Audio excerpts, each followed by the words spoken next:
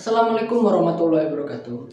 Saya Rio Alexander Sipa dengan NPM 227111122 mata kuliah Komunikasi Massa. Kali ini saya akan membahas tentang paradigma komunikasi massa. Di dalam paradigma komunikasi massa, ada yang namanya paradigma dominan dan paradigma kritis. Kedua ini adalah pokok konseptual dalam komunikasi dalam massa. Paradigma dominan memandang media memiliki fungsi tertentu dalam masyarakat, yakni sebagai alat untuk mempersuasi masyarakat. Ini didasarkan pada pendekatan transmisi yang dianut oleh paradigma dominan. Sedangkan pokok konseptual paradigma kritis adalah bahwa gagasan ideologi dan konten media memungkinkan peneliti untuk menafsirkan pesan-pesan ideologis dari hiburan massa dan berita. Setelah kita tahu pokok konseptual dari paradigma dominan dan paradigma kritis, kali ini kita akan masuk ke definisi paradigma komunikasi massa. Definisi tentang paradigma komunikasi massa merujuk pada kerangka pemahaman dan pandangan umum mengenai proses komunikasi yang melibatkan distribusi luas informasi melalui media massa kepada halayak yang besar. Ini mencakup studi mengenai bagaimana pesan disusun, disampaikan, dan terima dalam konteks media cetak, elektronik, dan digital. Yang kedua, pentingnya memahami peran komunikasi massa dalam masyarakat. Memahami pesan komunikasi massa memiliki dampak signifikan dalam kehidupan masyarakat modern, seperti informasi dan pendidikan yang ada dalam komunikasi massa. Media massa menjadi sumber informasi utama bagi masyarakat, memberikan wawasan dan pengetahuan yang diperlukan. Lalu, pengaruh opini publik.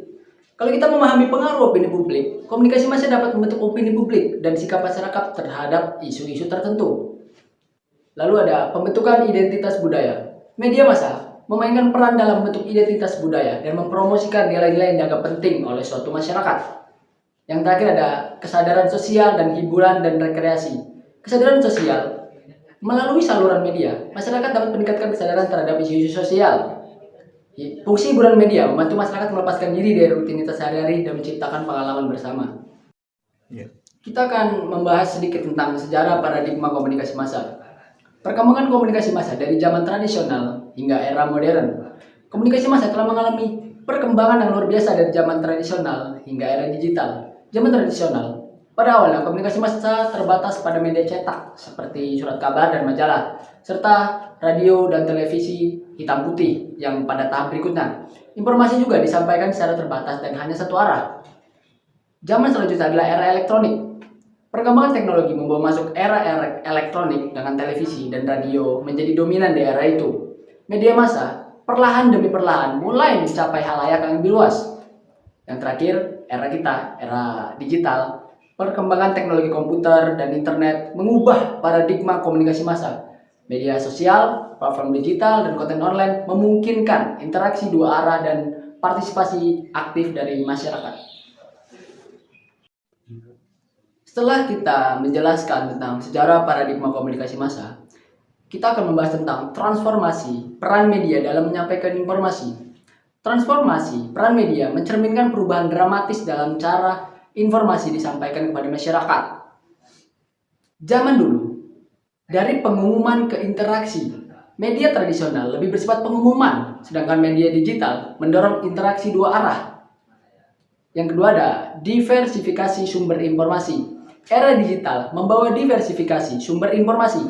Selain media tradisional, individu dapat memperoleh berita dan informasi dari blog, platform, video, dan sumber-sumber online lainnya. Kita tahu, zaman dulu kecepatan internet tidak secepat di zaman kita sekarang. Kecepatan dan aksesibilitas. Media digital mempercepat penyebaran informasi dan memberikan aksesibilitas yang lebih besar. Berita dapat diakses hampir secara instan di berbagai perangkat. Yang terakhir, partisipasi masyarakat. Masyarakat kini dapat berpartisipasi aktif dalam pembuatan dan penyebaran informasi melalui media sosial. Dan itu mengubah dinamika komunikasi dari yang sebelumnya terpusat menjadi lebih terdesentralisasi. Setelah membahas sejarah dan transformasi, kita akan masuk ke tujuan utama dari media massa. Salah satu tujuan utama media massa adalah menyediakan informasi kepada masyarakat. Ini mencakup beberapa berita aktual, laporan investigatif, dan informasi terkini tentang berbagai topik, baik lokal maupun global. Media massa berperan sebagai sumber informasi yang dapat membantu masyarakat memahami dunia dan sekitarnya. Setelah pembahasan tadi, kita akan sedikit mengulik tentang teori-teori komunikasi massa. Yang pertama adalah teori agenda setting. Konsep utama dari teori agenda setting, media tidak hanya memberitahu kita apa yang harus dipikirkan, tetapi juga mempengaruhi apa yang harus dipikirkan. Sedangkan proses dari teori agenda setting, media memilih topik atau isu yang akan diberitakan, memperlihatkannya secara konsisten, dan demikian menetapkan agenda atau perhatian tersebut kepada masyarakat. Yang kedua ada teori gatekeeping. Konsep utama teori gatekeeping, media bertindak sebagai penjaga gerbang atau gatekeeper yang mengontrol aliran informasi dari sumber ke konsumen.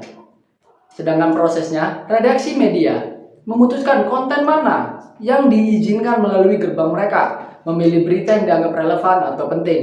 Teori yang ketiga ada teori cultivation. Konsep utama teori ini adalah media massa secara bertahap membentuk pandangan dunia kita melalui exposure yang berulang terhadap tema tertentu. Proses dari teori cultivation ini, paparan yang terus-menerus terhadap representasi tertentu dalam media dapat membentuk persepsi dan keyakinan kita terhadap realitas sosial. Bagaimana teori-teori ini membentuk cara kita memahami dunia melalui media? Agenda setting, media mempengaruhi apa yang kita anggap penting atau layak diperhatikan. Gatekeeping, keputusan media tentang konten yang disampaikan kepada kita mempengaruhi wawasan kita. Kita hanya melihat sebagian kecil dari informasi yang tersedia yang membentuk cara kita memahami kejadian atau isu tertentu. Sedangkan dari teori cultivation, paparan yang terus-menerus terhadap pola-pola tertentu dalam media dapat membentuk pandangan dan keyakinan kita terhadap realitas. Jika media sering menyoroti kekerasan, misalnya, kita mungkin cenderung melihat dunia sebagai tempat yang lebih beresiko daripada sebenarnya. Selain itu, ada pula tantangan dan perubahan terkini yang dihadapi oleh media massa. Yang pertama yaitu disinformasi dan misinformasi. Penyebaran informasi yang salah atau disengaja, baik untuk tujuan politik, ekonomi, dan sosial, menjadi tantangan serius dan dapat mempengaruhi kepercayaan masyarakat terhadap media. Yang kedua adalah filter bubble. Algoritma personalisasi dalam platform media sosial cenderung memaparkan pengguna pada pandangan yang sesuai dengan kecenderungan mereka, menciptakan filter bubble di mana individu terpapar terutama pada ide-ide yang sudah sejalan dengan pandangan mereka sendiri. Yang kedua ada perubahan signifikan dalam dinamika komunikasi massa. Digitalisasi dan konvergensi. Media massa mengalami perubahan-perubahan dramatis menuju format digital dengan konvergensi media yang menggabungkan platform dan konten melintasi berbagai saluran komunikasi. Lalu ada globalisasi media. Media massa tidak terbatas oleh batas geografis. Informasi dan konten dapat menyebar secara global dengan cepat, membentuk persepsi global tentang isu-isu tertentu. Yang terakhir ada kecepatan dan aksesibilitas. Teknologi mempercepat aliran informasi dan membuatnya lebih mudah diakses. Berita dapat diupdate secara instan, memberikan tantangan baru terkait validitas dan kecepatan verifikasi informal. Setelah pembahasan tadi, akhirnya kita sampai di kesimpulan dan akhir dari paradigma komunikasi massa. Kesimpulan dari sini berupa suatu konsep bagaimana masyarakat harus menekankan pentingnya literasi media. Literasi media mencakup kemampuan untuk memahami, menganalisis, mengevaluasi, dan berpartisipasi aktif dalam penggunaan media.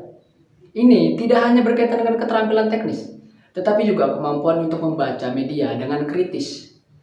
Pemahaman konten media. Literasi media membantu individu memahami bagaimana pesan media dibentuk, serta motif dan niat di baliknya. Ini membantu melatih kepekaan terhadap potensi bias atau manipulasi dari media sendiri.